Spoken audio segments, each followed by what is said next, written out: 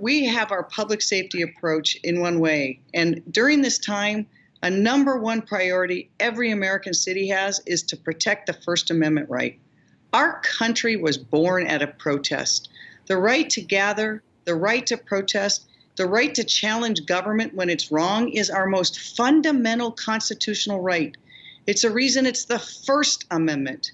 And as a mayor of this city, I will do everything to protect that right and balance the public safety. I think not only can we do both, I think we have to do both. I want to update you all on the situation at the East Precinct.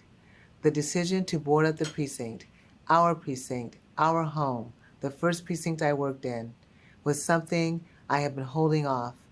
You should know, leaving the precinct was not my decision. As you can see, the East Precinct is secured. It has been vandalized quite profusely, but I don't know, and it doesn't seem as if we can gain access to the treasure trove of goods inside.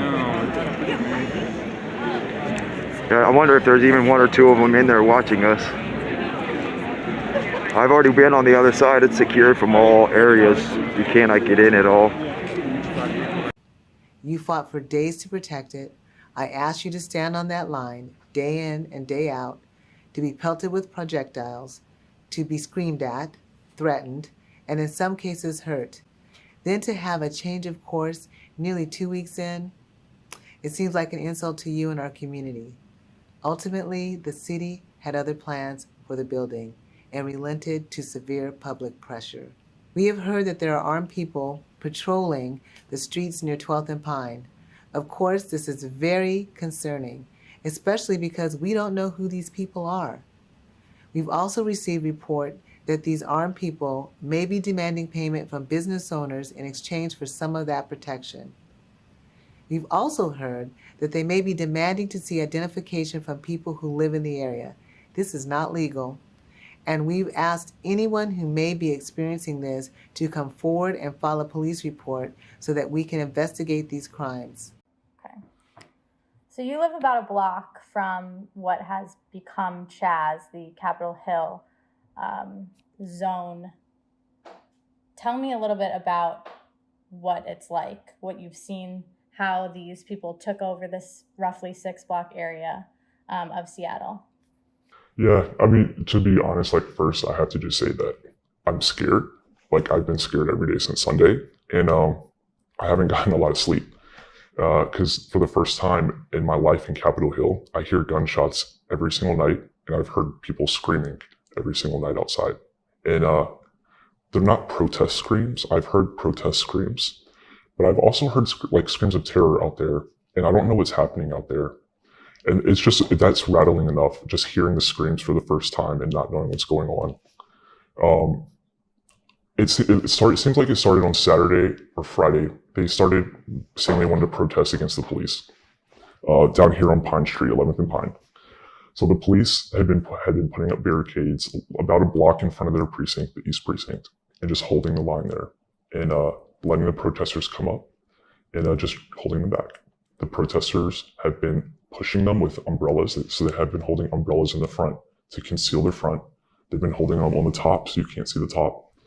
And you just see this movement screaming and coming at you in your face, and anybody would be terrified. The chance I heard them myself saying kill the police. I've heard them say F the police, defund the police, cops are pigs, just violent chants. And so they're coming up on the cops, and then they shine like lasers. Sunday night was the worst that I saw it. Sunday night was when they had the lasers and the strobe lights. And I hear the police, the commanding officer, the guy running the situation out here with the megaphone, and he's telling them over and over, please stop, stand where you are. And to give the police credit, they did not budge their own line. They did not move forward. They did not move back. They just stayed still. And he's telling them over and over again, please stop. You're shining lasers. You're shining strobes. All of a sudden, someone chucks a glass bottle. It does not hit a police officer. It hit a guardsman in the back in the head. And he says it on the megaphone, someone just threw a glass bottle at us.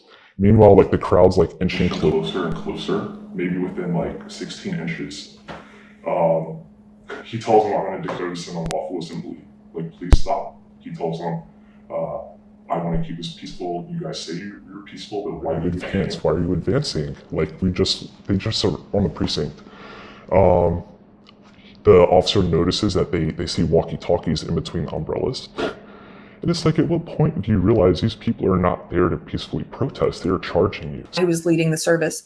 He gave this quote, and I had heard it before, but it didn't stick with me until then. It was, be careful fighting monsters, lest you become the monster you're fighting. And that for me was like, wow. Well, first of all, that's what SJWs have become. They think they're fighting racism and sexism. They are racism and sexism. Right. They have become the monsters they fight. They are creating the monsters. And then, but see, now you can't let go of that quote and just say, I can't let go of that quote and say that was just me then. I have to say now in everything that I do, I can't become, you can become a monster in anything you do. So when I speak about my old belief system, I can't let hatred and animosity and resentment or I can't let those things become my fuel. Like, I can't become a monster.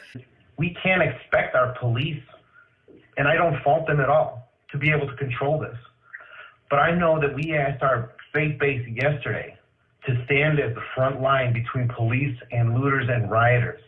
And I'm simply not comfortable telling my churches, those people, to be the intermediary in the middle of a riot that's citywide.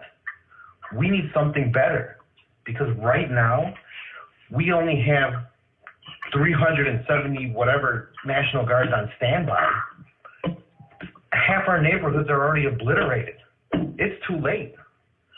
We have to come up with a better plan, because my fear is once they're done looting and rioting and whatever's going to happen tonight, God help us, what happens when they start going after residents, going into the neighborhoods? Once they start trying to break down people's doors so they think they got something, or, we know that people are here to antagonize and incite, and you've got them all pumped today, they're not going to go to bed at 8 o'clock. They're going to turn their focus in the neighborhoods. I've got gangbangers with AK-47s walking around right now, just waiting to settle some scores. What are we going to do, and what do we tell our residents other than good faith people stand up? It's not going to be enough. Thank you, Alderman.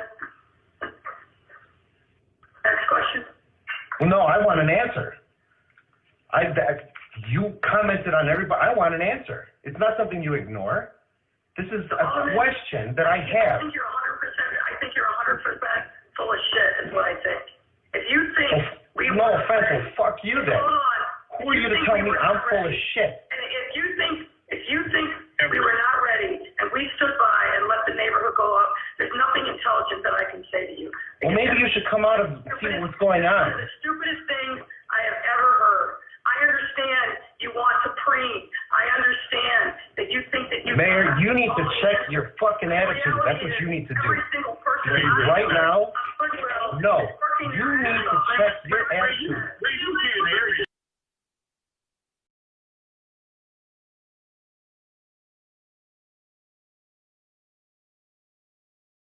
But they saw here on their surveillance video people coming in and looting. They wanted to come out and help and show support for those who are peaceful protesters. And that's when they say they were attacked.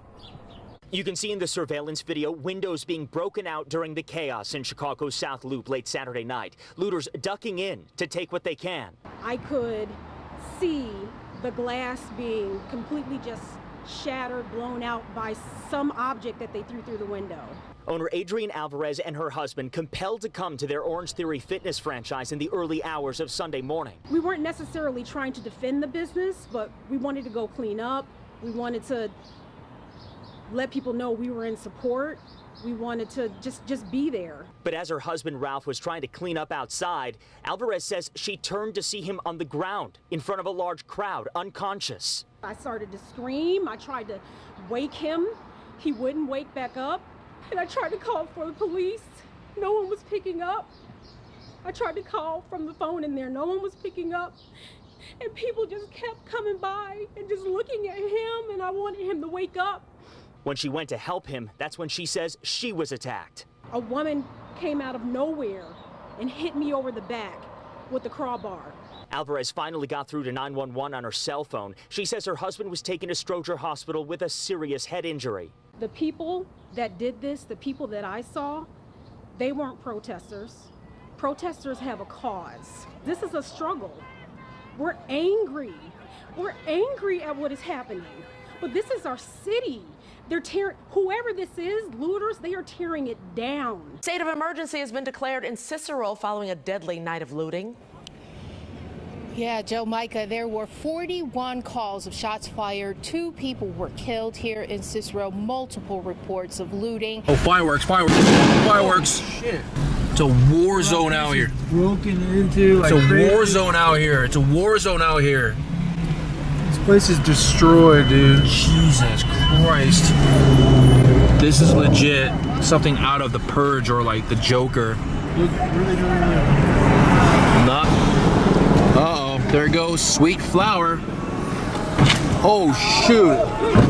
Oh,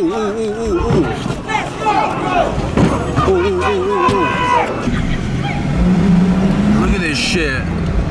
Fucked up this 53 RS. Oh, shit. Let's roll up the windows, guys.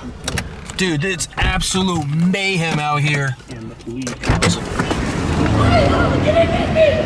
Holy shit. All this shit just running right in front of the police. No fucks to give.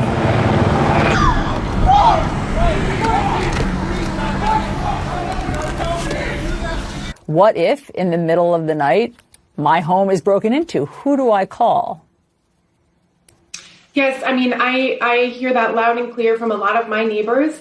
And I know, and myself too, and I know that that comes from a place of privilege, because for those of us for whom the system is working, I think we need to step back and imagine what it would feel like to already live in that reality. No justice, no peace.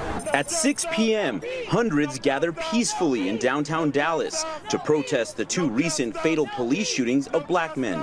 Some protesters even taking photos with Dallas PD, showing their solidarity. Then at 8:45, just a mile from City Hall, shots ring out. Officers scramble to secure the scene. Shots fired. Moving protesters out of harm's way. We got shots fired. Get out of here. The shots grow louder as at least 2 snipers fire on police from elevated positions. Patrick Cooper filming this video inside El Centro College, where one of the snipers appears to be shooting from above. It's somebody shooting. This chilling video shows one of the gunmen taking aim at a police officer. He misses twice before firing the deadly shot. We got a guy with a long rifle. We don't know where the hell he's at. The Dallas police chief calling it an ambush against law enforcement. We believe that these suspects were positioning themselves in a way to triangulate on these officers from 2 different perches in garages and planned to injure and kill as many law enforcement officers as they could. Bystanders also caught in the carnage. And right as she started to run, she caught a bullet in the back of her right calf. She immediately jumped on top of one of her sons. Teresa Williams telling us that her sister, Shatamia Taylor, at the rally to protest peacefully with her 4 sons, was shot in the leg while trying to shield her boys. She's recovering in the hospital. So all she keeps saying is, my prayers go out for the families of the cops that have lost their lives. The intensive manhunt for the snipers paralyzing this city. Reports of possible bombs planted by the shooters causing panic. 3 suspects now in custody.